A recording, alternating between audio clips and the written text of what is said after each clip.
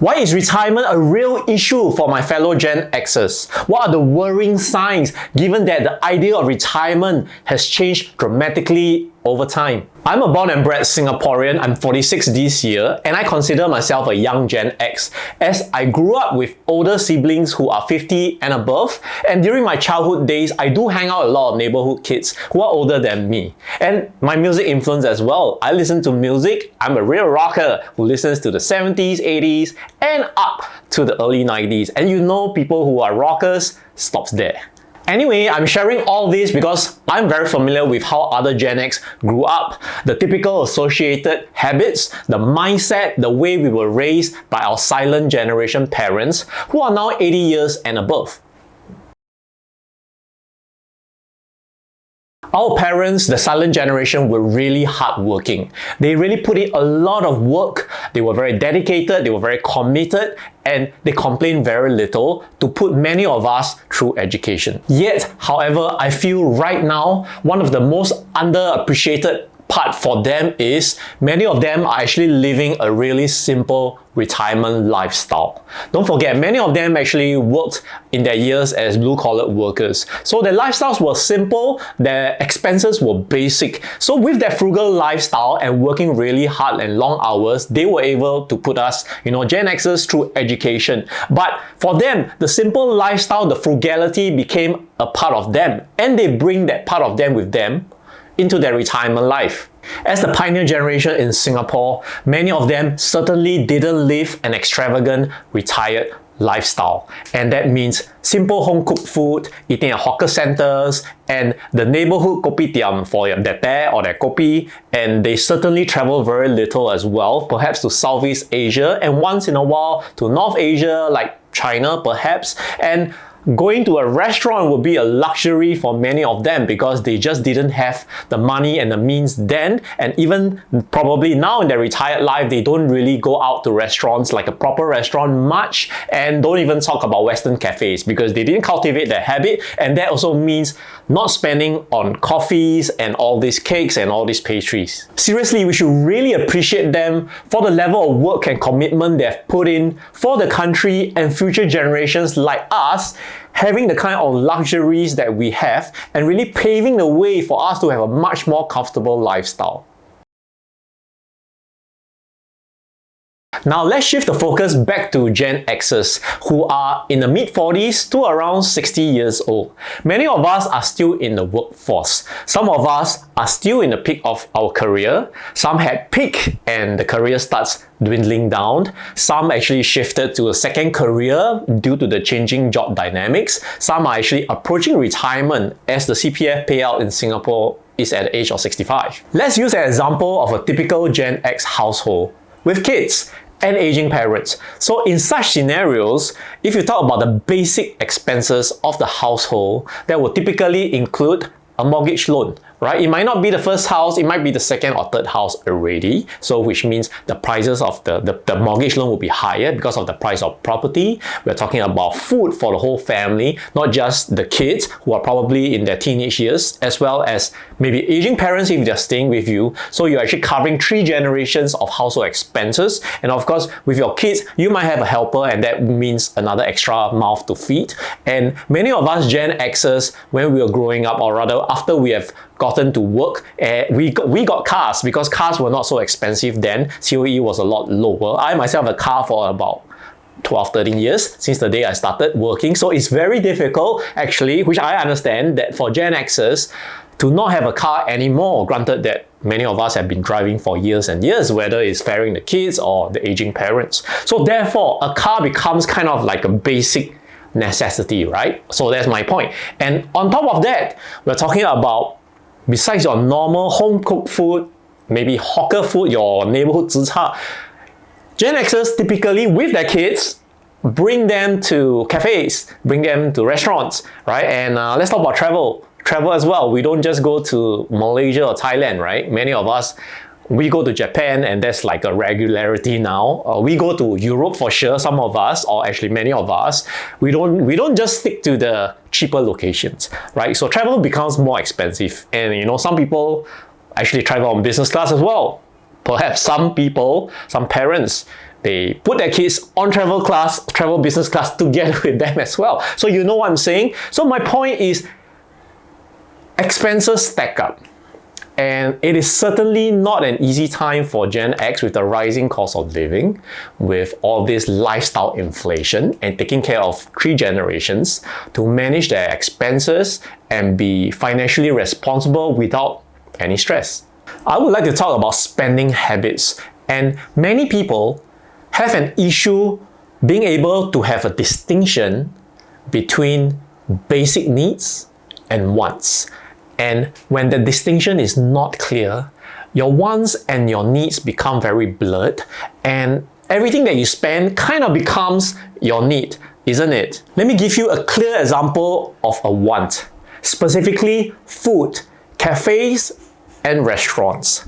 Let me ask you, over the last 10-15 years, why is it that even though there were so many closures of many F&B joints, but new ones keep sprouting out, keep opening up? What's driving all this demand? And let me ask you, which generation, or all the generations now, has the highest purchasing power that can afford all these high-end restaurants? I'm talking about steakhouses, Japanese omakase, trattorias. I'm talking about all these Michelin-starred restaurants where it is easily 100 over to 200 and above per head. So if the Gen Xers are driving all this demand, there is a reason why all these F&B joints are coming in. So question here is, why has this become a habit, a spending habit, that the Gen Xers, even though many of us grew up with our silent generation parents who taught us to be frugal and not spend money excessively, why is it that we are spending on all these luxuries? Get this, us Gen Xers, we know that during our growing up years, many of these items, like going to restaurants, owning a car like a Merc, is a luxury that only the rich could afford in the 80s and 90s. But yet, just like 10 years ago, you see so many Continental cars that many Gen Xers are driving because, well, COE has increased. So the kind of rationale that many of us Gen Xers are driving the C-Class, the 3 Series or the 5 Series is that, it's just another 30, 50, 60,000, pay extra. A COE is really so expensive. A Japanese car is really like crossing 100K. Now it's even more, right? So if I spend an extra 40, 50,000, and then I spread it out over 7 years, 6 years, 5 years loan, it's not so painful. So can you see where the spending thinking has gone crazy? It's gone so crazy, even though we have been brought up by our frugal silent generation parents, yet we are spending not just on ourselves, we're spending on our kids, and we are also actively spending on our aging parents, right? Because we want to give back and treat them to some luxuries in life. So all these expenses, they stack up. When the millennials started the coffee culture, when the Australian coffee culture was popularized in Singapore, remember that? And millennials would like to have their coffee and they like to have their avocado toast. My question to the Gen Xers are, why do you need to follow as well? So if the millennials started this culture, the Gen Xers also wants to follow. Same as traveling, right? As there are more and more interesting places that, maybe the younger generation travel, because when they grew up, travel was already very easily available for them. But why is it that the Gen Xers, who again grew up with older parents who don't travel much, picked up all these generational spending habits and apply it to themselves? Therefore, can you see where the real problem lies?